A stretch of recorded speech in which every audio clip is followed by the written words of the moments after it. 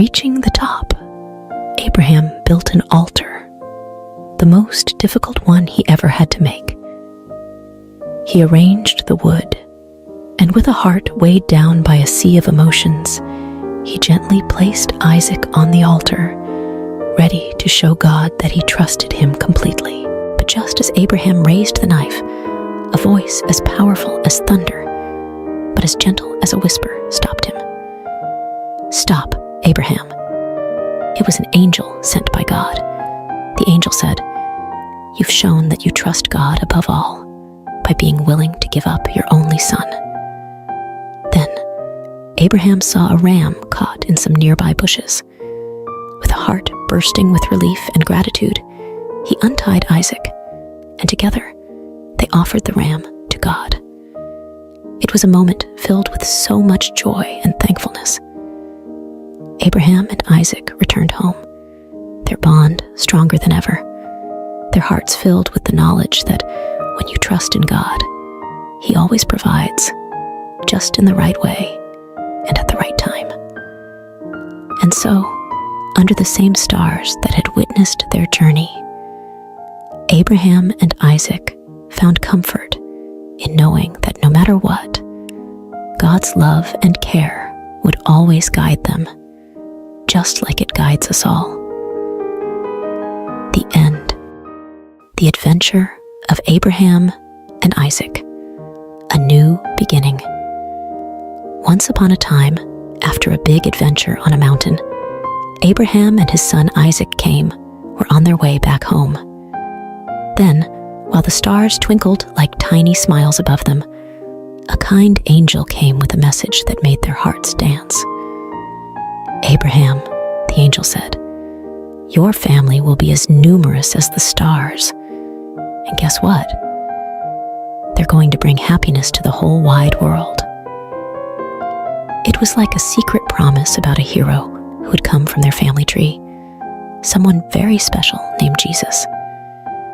But when they got back home, they found themselves in a very quiet house. Sarah, the laughter and love of their home, had gone on a journey to the stars. Abraham and Isaac felt very sad, missing her warm hugs and bright smile. Abraham had an idea to bring some joy back into their home. He called his most trusted friend, a wise old servant, and gave him a very important mission. "It's time for Isaac to find a companion, someone to share stories and dreams with," Abraham said. "Please find a kind lady from our family for Isaac." The servant set off on his camels, hoping for a little help from the stars. As he reached a faraway land, he made a wish. "Let the right lady be the one who offers water to my thirsty camels." It wasn't just any wish. It was a special kind of hope that only the kindest hearts could fulfill. Like a scene from a beautiful story, along came Rebecca with a smile as bright as the dawn. She saw the camels, tired and thirsty, and offered them cool, refreshing water. The servant's eyes sparkled with joy. This must be the one, he thought. She was kind, just like the wish. Rebecca, brave and full of adventure, said yes to a new journey. She traveled across the deserts and mountains to meet Isaac. When Isaac saw her, it was like spring had come to his heart, filling it with flowers and sunshine. Rebecca's kindness and laughter brought new stories and dreams to their home. Isaac and Rebecca, hand in hand, started a wonderful adventure together, full of love and promise. And so, the story of Abraham, Isaac, and now Rebecca reminds us all. After every big adventure, after every sad goodbye, there's always a new beginning, a chance for love and joy to grow again, just like the stars that twinkle in the night sky. The end. Jacob and Esau, a story of brothers and forgiveness. Once upon a time, in a land of ancient wonders, Isaac and Rebekah were blessed with not one, but two sons at the same time. these were no ordinary boys. They were twins named Jacob and Esau. Even before they were born, they were already showing their unique personalities, with Esau loving the thrill of the hunt, and Jacob preferring the quiet of home. Esau, the elder, was as rugged and wild as the forests he roamed, while Jacob, the younger, was thoughtful and clever, always with a plan up his sleeve. Their parents loved them dearly, but each had a favorite, which brewed a little competition between the brothers. One day, as Esau returned from his adventures, famished and weary, Jacob saw an opportunity. He offered Esau a simple meal in exchange for his birthright, the special status of the firstborn. Esau, thinking little of the future, agreed. This moment would change the course of their lives in ways they couldn't imagine. As the boys grew, so did their rivalry, especially when it came time for their father Isaac to bestow his special blessing. Rebekah, who adored Jacob, devised a plan to ensure her favorite son received this honor. With a bit of disguise and a daring heart, Jacob tricked his father and received the blessing meant for Esau. Realizing the deception, Esau was heartbroken and filled with anger. To protect Jacob from Esau's wrath, Rebekah sent him far away to her brother Laban's house, hoping that time would heal the rift between her sons. Jacob's journey was not easy. He worked tirelessly for Laban, enduring trickery and toil, all for the love of Rachel, Laban's daughter. Yet, through these trials, Jacob grew wiser and kinder, learning the value of honesty and hard work. Years passed, and God called Jacob to return home, but the thought of facing Esau filled Jacob with dread. What if Esau still harbored anger and sought revenge? Nevertheless, Jacob set out, hoping for forgiveness.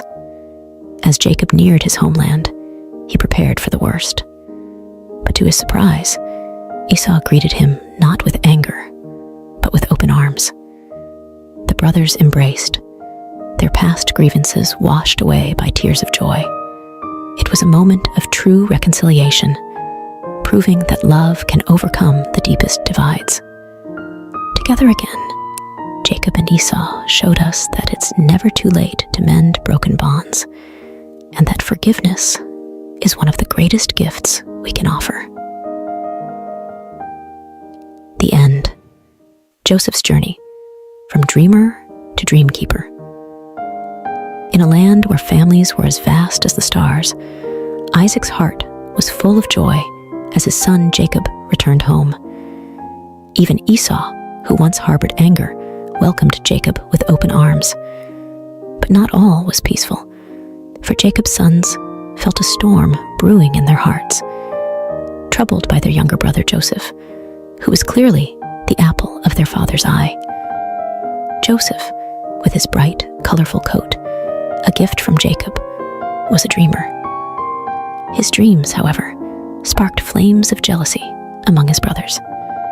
In one dream, Joseph saw his own sheaf of grain standing tall, while his brother's sheaves bowed down to it. In another, the sun, moon, and even the stars bowed before him. These dreams whispered of a future where Joseph would rise above them all, even his parents and brothers. One day, Jacob sent Joseph to check on his brothers in the fields. As he approached, their jealousy turned to dark whispers of getting rid of the dreamer. Reuben, the eldest, suggested they put Joseph in a pit instead, secretly planning to save him later. But while Reuben was away, a caravan heading to Egypt appeared. Judah, another brother, proposed they sell Joseph instead of harming him directly. And so, for 20 pieces of silver, Joseph's fate was sealed, and he was taken far from his homeland, his heart heavy with sorrow and fear. The brothers deceived their father, presenting Joseph's colorful coat, now stained with goat's blood, letting Jacob believe his beloved son was gone forever. Jacob's grief was a deep well of sorrow, with no one able to console him. Meanwhile, in Egypt, Joseph found himself a slave in Potiphar's house. Despite his hardships, Joseph's diligence and trust in God shone brightly, earning him Potiphar's favor and the position of chief servant. But just as things seemed to be looking up, Joseph faced a new trial. Potiphar's wife, with dishonest intentions, falsely accused Joseph, leading to his unjust imprisonment. Even in the depths of a dungeon, Joseph's spirit remained unbroken. He understood that through all trials, honoring God was his true strength, a beacon of hope that illuminated even the darkest of places. The end. Joseph's journey from prison to palace. Once upon a time, in a far-off land called Egypt, Joseph found himself in a dark prison, wrongly accused by Potiphar, his former master. But even in such a grim place, Joseph's kindness and helpful nature shone bright. The warden saw something special in Joseph and trusted him to help organize prison life, making it a better place for everyone. One day, Joseph noticed two new prisoners looking particularly downcast. They were the king's baker and butler, troubled by dreams they couldn't understand. Joseph, with his unwavering faith, assured them, "God can reveal what your dreams mean. Tell me about them." To the butler, Joseph predicted a return to Pharaoh's favor in just 3 days and asked to be remembered. To the baker, however, Joseph had to deliver some unfortunate news. Just as Joseph had said, the butler was restored to his position, but he forgot about Joseph, leaving him in prison. Time passed until one day, Pharaoh himself was troubled by a mysterious dream. Remembering Joseph's gift, the butler finally spoke up, leading to Joseph's summoning. Standing before Pharaoh, Joseph humbly explained that the dream foretold 7 years of abundance, followed by 7 years of famine. He advised Pharaoh to store food during the good years to prepare for the tough times ahead. Impressed by Joseph's wisdom and his clear connection to God, Pharaoh declared, "You will take charge in Egypt, second only to me." And so, Joseph went from prison to palace, overseeing the land's preparations for the coming famine. As predicted, the years of plenty came and went, and famine spread across the land. Back in Joseph's homeland, his family was starving. Jacob sent his sons to Egypt to buy grain, not knowing that they would come face to face with their long-lost brother, now the lordly ruler of Egypt. Joseph recognized his brothers, but they didn't know him. Recalling his boyhood dreams, Joseph realized that this moment was part of a bigger plan. He tested his brothers, demanding they return with their youngest brother Benjamin to prove their honesty. When they returned, Joseph could no longer hide his true identity. Overcome with emotion, he revealed himself to his brothers, saying, "I am Joseph, your brother, whom you sold into Egypt." The brothers were speechless, fearing for what might come next. But Joseph comforted them, explaining that their actions had been part of a divine plan to save their family from famine. "God made me Lord in Egypt, so I could save your lives," he told them. Soon after, Jacob and Joseph were joyfully reunited in Egypt, and the entire family was settled there, living in peace and plenty, thanks to Joseph's faith and God's guiding hand. The end. The Adventure of Baby Moses, From the Nile to the Palace. In a time long ago, Egypt mourned the loss of a great leader, Joseph. He had saved the land from famine and was loved by all. But as years turned into centuries, a new Pharaoh came to power, one who did not remember Joseph and his deeds. The Hebrews, Joseph's people, had grown in number and strength, which made the new Pharaoh uneasy. Fearing they might become too powerful, he decided to make them slaves, forcing them to build great cities under harsh conditions. Despite the heavy work, the Hebrews continued to grow in numbers, which troubled Pharaoh even more. So he made a terrible order. All newborn Hebrew boys were to be thrown into the river Nile. One Hebrew family, desperate to save their baby boy, crafted a plan. They carefully placed him in a snug, watertight basket and set it afloat among the reeds of the Nile, trusting in a higher power to protect their child. As the basket bobbed gently in the water, the baby's sister watched from a distance, her heart filled with hope and fear. Then, something unexpected happened. Pharaoh's daughter came to the river to bathe and spotted the curious basket among the reeds. With a mix of surprise and compassion, she ordered her servant to bring the basket to her. Upon opening it, the sound of the baby's cry touched her heart. "It's a Hebrew child," she realized, but instead of sending him to a cruel fate, she chose kindness. "Poor little thing, you're so beautiful," she cooed, perhaps even playing with the baby as anyone would with a precious little one. Watching all this unfold, the baby's sister saw an opportunity. She bravely approached the princess and offered to find a Hebrew woman to nurse the child. The princess agreed, not knowing the girl would bring the baby's own mother. Rushing home, the sister called out to her mother, "Come quickly! Oh, hurry!" Without a moment to lose, they both hurried back to the riverbank. There, Pharaoh's daughter entrusted the baby to his mother, saying, "Nurse him for me, and I will pay you."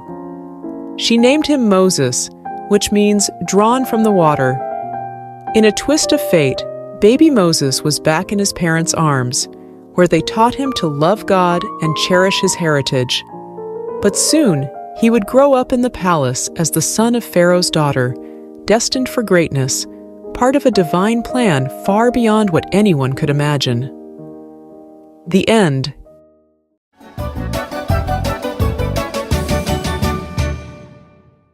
Moses, from prince to leader. Long ago in Egypt, Moses, a prince raised in Pharaoh's palace, faced a moment that would change his life.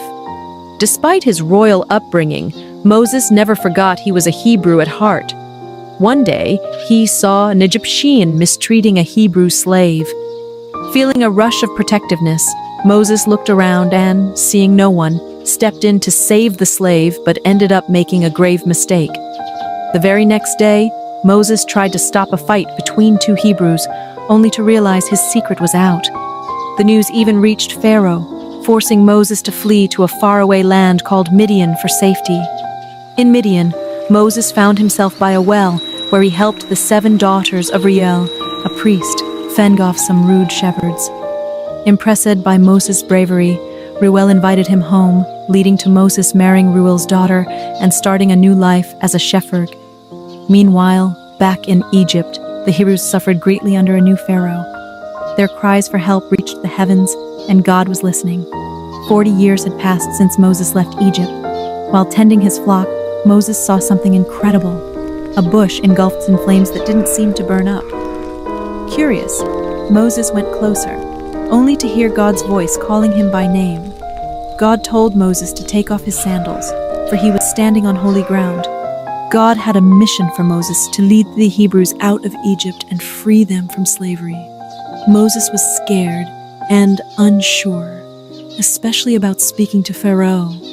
But God showed Moses miraculous signs, turning his staff into a serpent and then back again, and even curing his hand from leprosy to prove his power. Still hesitant, Moses worried about his speaking abilities. God, growing impatient with Moses' doubts, promised Aaron, Moses' brother, would help speak for him. Moses bid farewell to Jethro and set off to Egypt with his family. In the mountains, Aaron met Moses, and together they shared God's plan with the Hebrew leaders, who were amazed by the signs and worshipped God, filled with hope. Moses and Aaron then bravely approached Pharaoh, delivering God's message, "Let my people go." But Pharaoh's heart was hard. He refused to listen. God was ready to show his great power to change Pharaoh's mind, marking the beginning of an epic journey for Moses, from a prince in Egypt to a shepherd in Midian, and finally, a leader of his people. The end.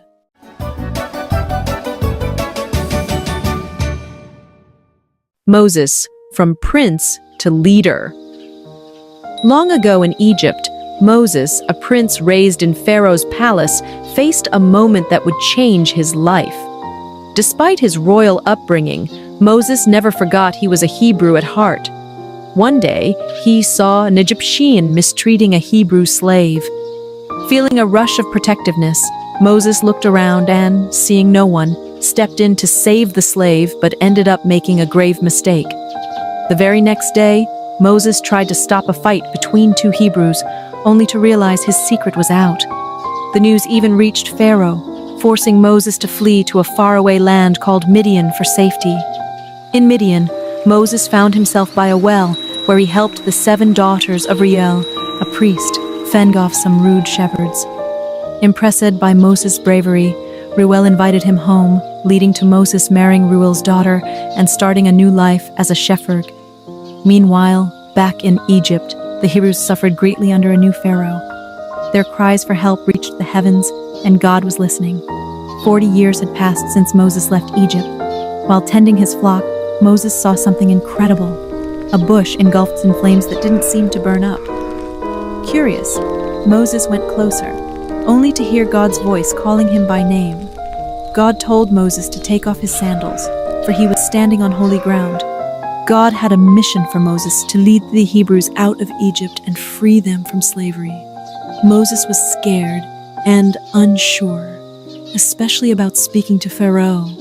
But God showed Moses miraculous signs, turning his staff into a serpent and then back again, and even curing his hand from leprosy to prove his power.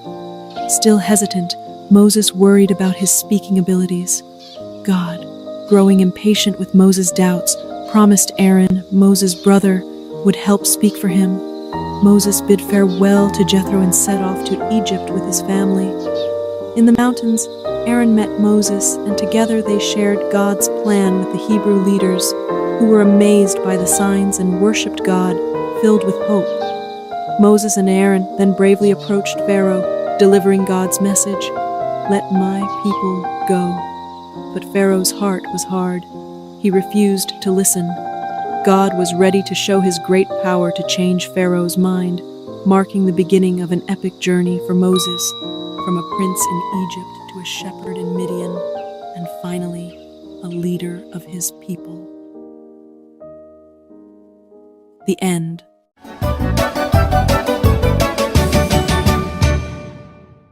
The Great Escape, Moses and the Miraculous Exodus. In the heart of ancient Egypt, where the Nile flows like a lifeline, through the desert a story unfolded that would be told for generations. Pharaoh, the mighty ruler of Egypt, was filled with anger.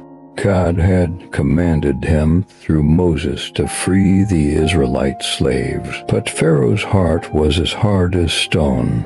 Work them harder, Pharaoh decreed, increasing the Israelites' burden. He ordered that they find their own straw for brickmaking, yet produce the same number of bricks. The task was impossible, and the slave masters' whips cracked more fiercely. The Hebrews, downtrodden and despairing, blamed Moses and Aaron for their worsened plight. Moses, feeling the weight of their suffering, cried out to the Lord, "You have not rescued your people at all." But God replied with a promise of deliverance, sending Moses and Aaron back to confront Pharaoh. In Pharaoh's court, Aaron's rod transformed into a serpent, a sign from God. Pharaoh's magicians replicated the feat, but Aaron's serpent swallowed theirs. Yet Pharaoh's heart remained unyielding. The following morning, Moses and Aaron waited by the river for Pharaoh. With a divine command, Aaron turned the Nile's waters into blood, but Pharaoh's heart hardened further, refusing the Israelites' release. God then unleashed a series of plagues upon Egypt, each more terrifying than the last. Frogs invaded every crevice of the Egyptians' homes, but Pharaoh's promises to release the slaves were empty. Lice tormented both man and beast, and swarms of flies filled the air. Livestock perished, boils afflicted the Egyptians, and locusts devoured the land's greenery. Darkness enveloped Egypt for 3 days, yet Pharaoh's resolve did not falter. God's final, most grievous plague was to strike at midnight, claiming the firstborn of Egypt. The Israelites were spared, marking their doorposts with lamb's blood as a sign for the angel of death to pass over their homes. That night Egypt wailed as the firstborn were lost. Pharaoh, broken and defeated, urged Moses to take the Israelites and leave. With haste, the Israelites journeyed beyond Egypt's borders, marking the end of their 430 years of bondage.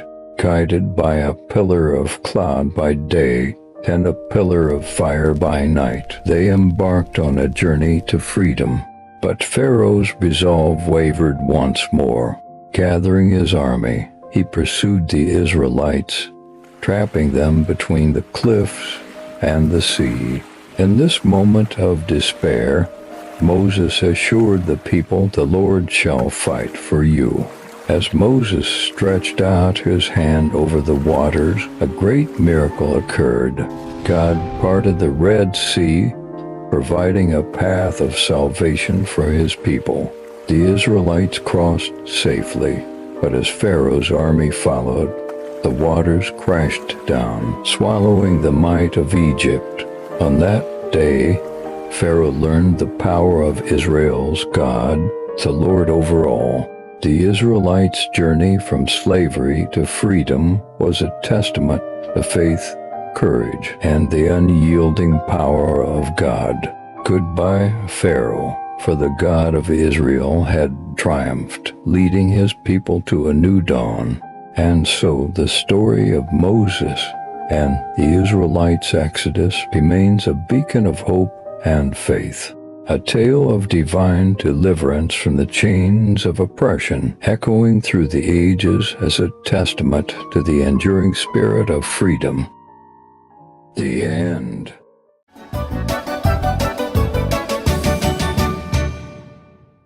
"40 Years of Faith, the epic journey from Egypt to Canaan." In a monumental act of deliverance, God freed the Israelites from Egyptian bondage. Moses, leading this newly liberated nation, initiated a song of worship, praising God's glorious triumph. But the harsh desert soon tested their faith. Thirsty and despairing at a pool of bitter water, their complaints rose to heaven. Yet God responded with kindness, transforming the water into a refreshing drink. Their complaints didn't cease there. Reminiscing the food in Egypt, they lamented their fate in the desert. But God's providence was unwavering. Quails by evening and heavenly manna each morning became their sustenance. This manna, a sweet reminder of God's care, required trust in daily provision. Yet, some hoarded, only to find their stash spoiled. Except on the Sabbath, teaching a profound lesson in obedience and rest. God's protection extended beyond their basic needs. When the Amalekites attacked, victory was theirs as long as Moses held high the rod of God. This divine partnership was further solidified when God proposed a covenant, making them his special people, an offer they eagerly accepted. At Mount Sinai, Moses received the 10 Commandments, direct instructions on living a life aligned with God's will.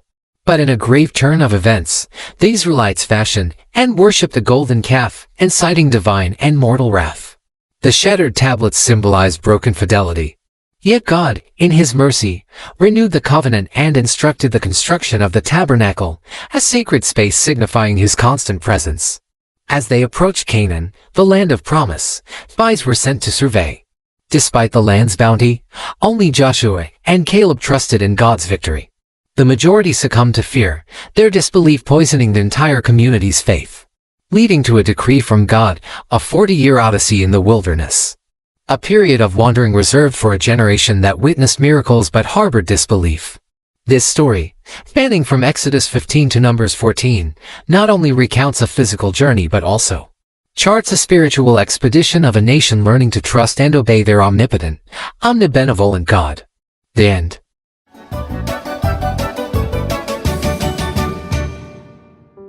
The life of Jesus Christ.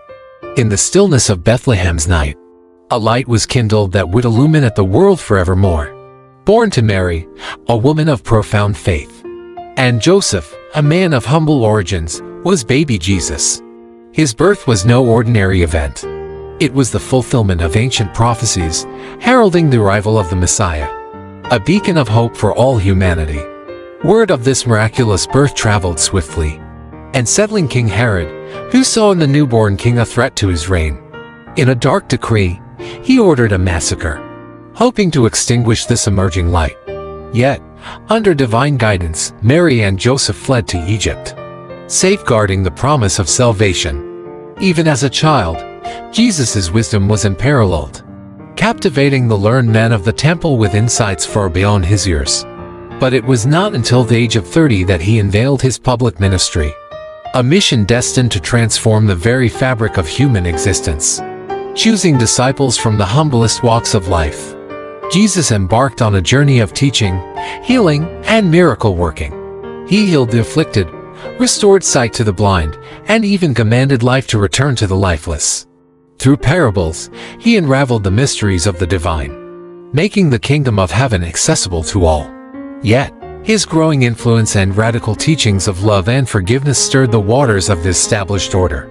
The religious authorities, threatened by his message and popularity, conspired against him. Betrayal came from within his circle, as Judas, one of his own, led adversaries to him for 30 pieces of silver. The ensuing trials were a mockery of justice, culminating in Pilate's reluctant order for crucifixion.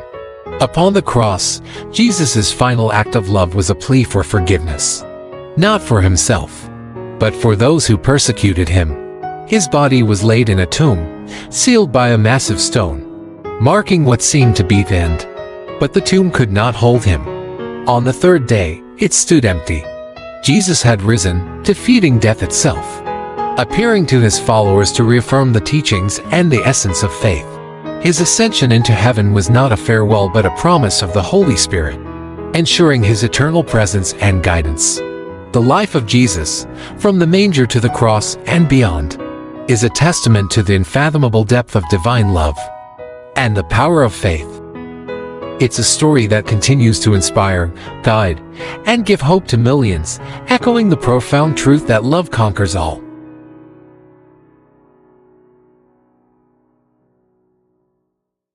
Joshua and the walls of Jericho. In the wake of Moses' passing, a new chapter unfolded for the Israelites. Joshua, anointed by divine decree, stood at the threshold of immense responsibility. He understood that before he could marshal his forces for the battles ahead, he needed to fortify his spirit and align his heart with God's will. As Joshua stepped into his role, God's promise was clear: adhere to the divine commandments, and prosperity and victory in the promised land would be theirs. The Israelites, in turn, pledged unwavering loyalty to Joshua, echoing their commitment to follow God's word. With strategic foresight, Joshua dispatched spies to Canaan, eyeing the formidable city of Jericho. It wasn't long before the king of Jericho, tipped off about the covert visitors, ordered a citywide manhunt.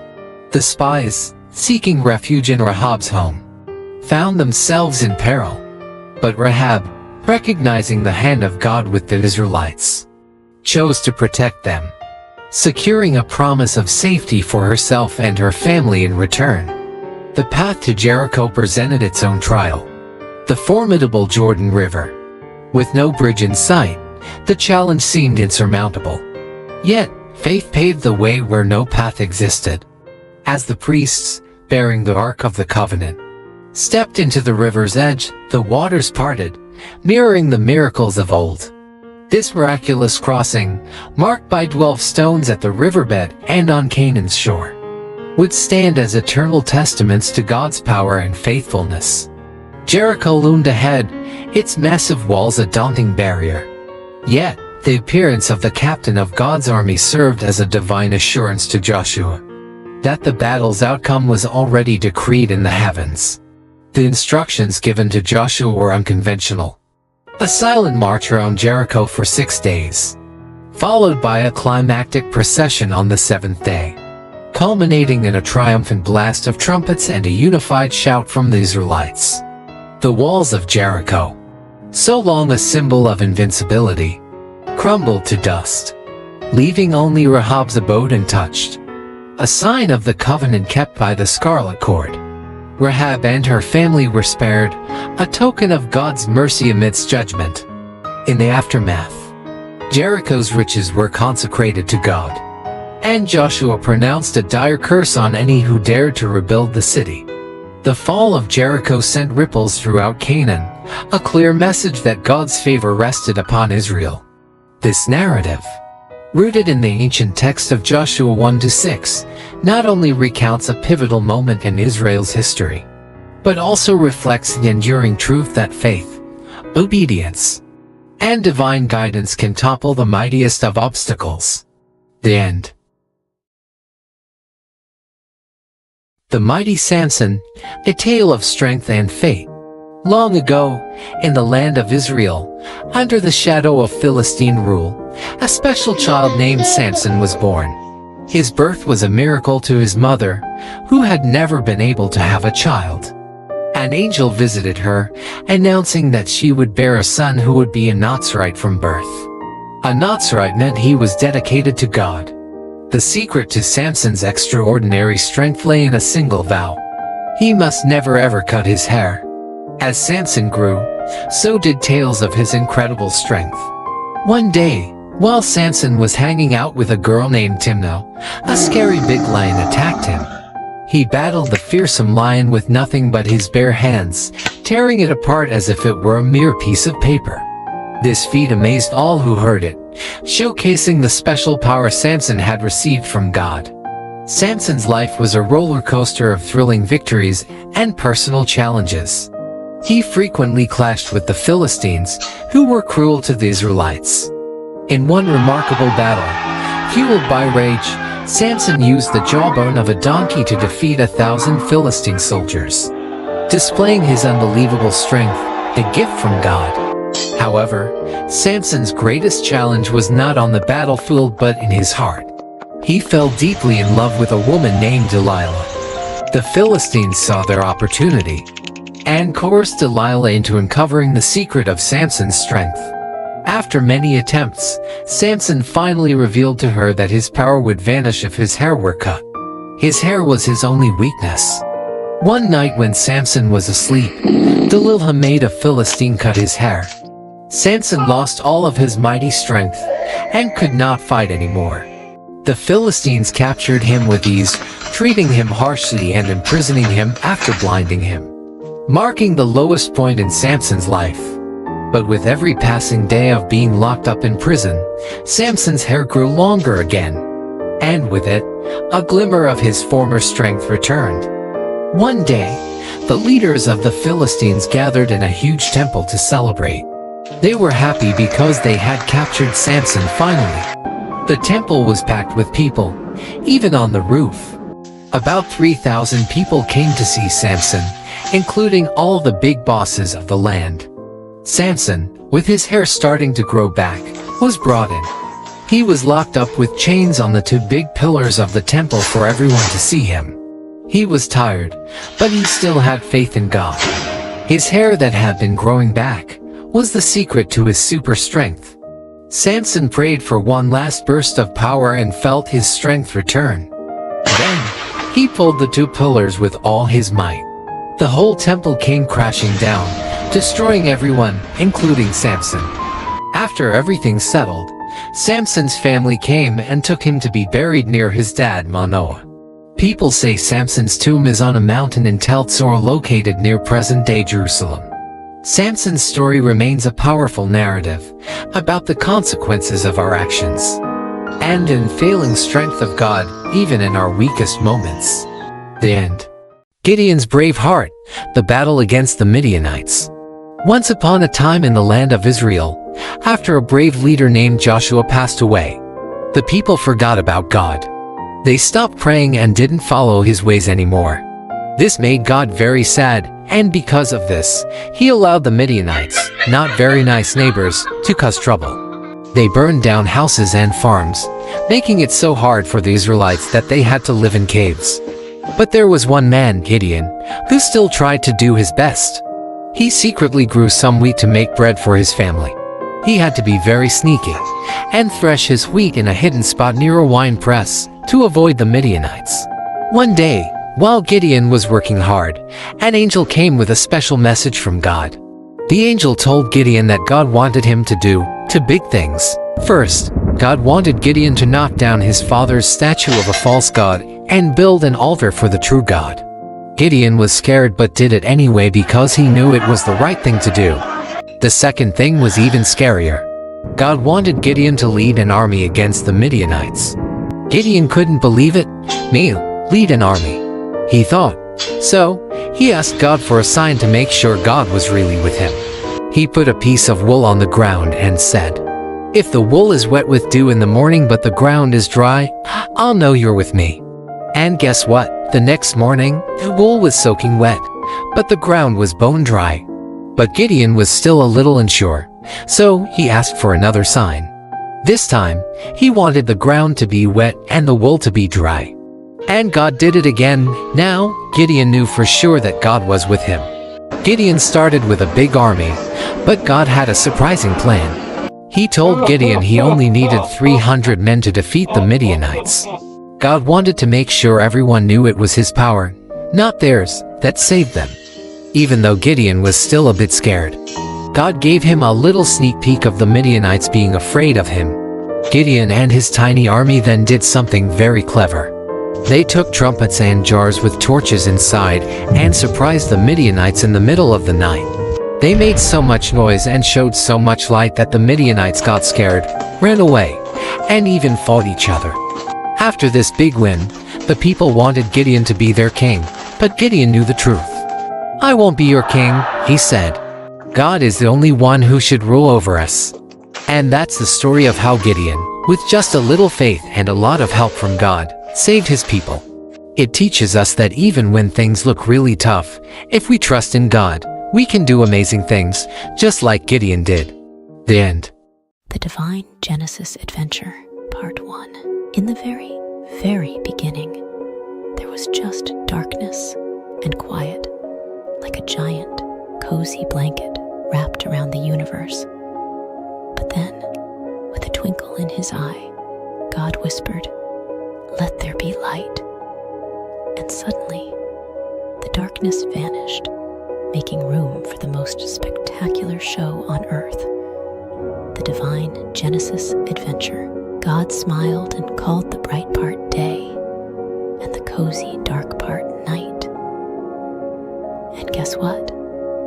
It was only the beginning of this incredible adventure. On the second day, God decided to create a masterpiece. The sky, so big and blue, like a gigantic playground for the clouds. He named it Heaven, and it became the coolest blanket fort ever as the Divine Genesis. Adventure unfolded. God scooped up the waters and gave the land a big, welcoming hug. "Hello, Earth," God cheered. The waters became seas, and the land was named Earth. God giggled and said, "It's fantastic." Now, on the third day, God got artsy. He painted the ground with vibrant colors, making flowers, trees, and grass dance together in a joyous parade. Each tree had its own special fruit, and God thought it was the most dazzling garden ever. The fourth day brought the grand light show. God placed the sun to play tag with the clouds during the day, the moon to peek out at night, and the stars to twinkle like the friendliest fireflies. The sky turned into a magical canvas painted with celestial wonders. But wait, there's more. On the fifth day, God threw a party in the oceans and the sky. Playful fish and graceful birds, and God blessed them with the best dance moves and flying tricks. Be fruitful and multiply. God cheered, and the party went on. Now, for the most exciting part, the sixth day. God created land animals, each with its own quirks and charm. Lions roared, monkeys swung, and butterflies fluttered.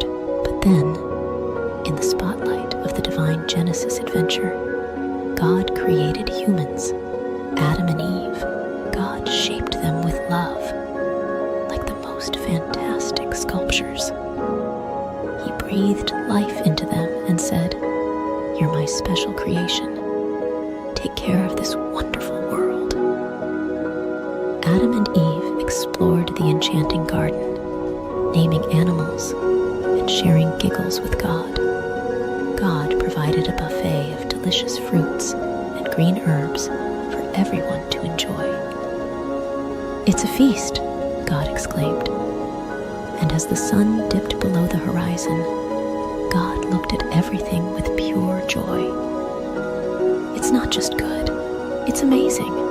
And so, the divine Genesis adventure came to an end, with stars twinkling in applause.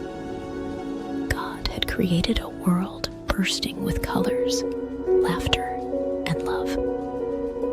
The end, but really, just the beginning of more incredible adventures. The end. The Divine Genesis Adventure, Part 2. Once upon a time, in the enchanting garden where the flowers danced and the trees whispered tales of creation, a new chapter unfolded. The sun kissed the leaves, and the air was filled with the sweet melody of birdsong. Adam and Eve, the first two adventurers in this divine journey, wandered hand in hand, marveling at the wonders around them. But in the shadows, a cunning serpent slithered. His eyes gleamed with mischief as he approached Eve. Did God truly say, "You shall not eat of every tree of the garden"? The serpent hissed, weaving doubt like a mischievous spell. Eve, with innocence in her eyes, replied, "We may eat the fruit of the trees." But God said, "You shall not eat it, nor shall you touch it, lest you die." The serpent, a master of deception, slyly whispered, "You won't die. God knows that when you eat it, your eyes will open, and you'll be like God, knowing good and evil." Fascinated by the idea of wisdom and knowledge, Eve gazed at the tree. Its fruit looked delicious, pleasing to the eyes, and desirable for gaining wisdom. The serpent's words echoed in her mind, and she plucked the fruit, taking a bite. She then offered it to Adam, and he too took a bite. Suddenly, their eyes were open, and they realized they were naked. Quickly, they sewed fig leaves together to cover themselves, for they felt exposed in the newfound awareness of good and evil. In the cool of the day, they heard the sound of the Lord God walking in the garden. Fearful and ashamed, Adam and Eve hid among the trees. God called, "Where are you?" Adam admitted, "I heard your voice, and I was afraid because I was naked, so I hid." God, in his infinite wisdom, questioned Adam, "Who told you that you were naked? Have you eaten from the forbidden tree?" Adam, unable to bear the weight of his choice, pointed to Eve. "The woman you gave me, she gave me the fruit, and I ate." God turned to Eve, who explained, "The serpent deceived me, and I ate." The consequences unfolded like pages of a story. God spoke to the serpent, cursing it and foretelling a future conflict. To the woman, God spoke of increased sorrow and pain in childbirth, and the man's dominion over her. To Adam, God spoke of the ground being cursed, bringing forth thorns and thistles, and the toil of labor for sustenance. Yet, even in the face of consequences, God showed mercy. He made tunics of skin for Adam and Eve, clothing them with His grace. As Adam named his wife Eve, the mother of all living, they faced the realities of their choices. The divine Genesis adventure took an unexpected turn, revealing the delicate balance between free will and the consequences of decisions. In the end, God, in His infinite love, placed cherubim at the gates of the garden, guarding the way to the tree of life. The adventures of Adam and Eve continue beyond the garden, a journey of redemption and grace, reminding all that even in our choices, God's love and mercy prevail. And so, the divine narrative unfolded, teaching the young and old alike the profound lessons of choice, consequence, and the enduring grace of a loving Creator. The end. Once upon a time, in a world where people had forgotten to be kind, there lived a man named Noah who worshipped